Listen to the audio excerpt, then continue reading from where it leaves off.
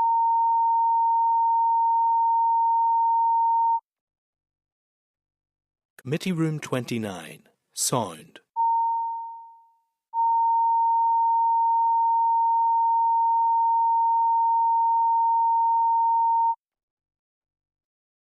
Committee Room 29, sound.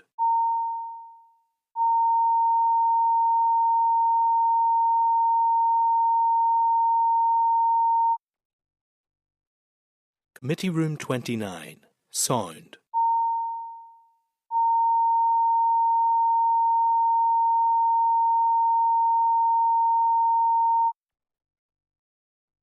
Committee Room 29, sound.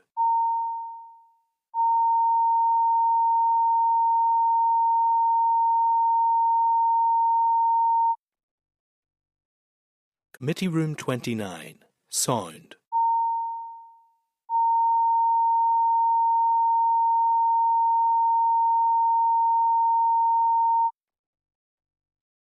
Committee Room 29, sound.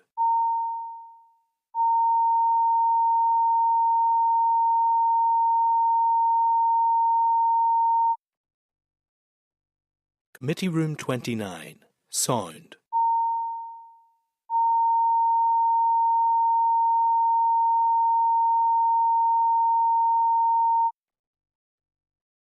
Committee Room 29, sound.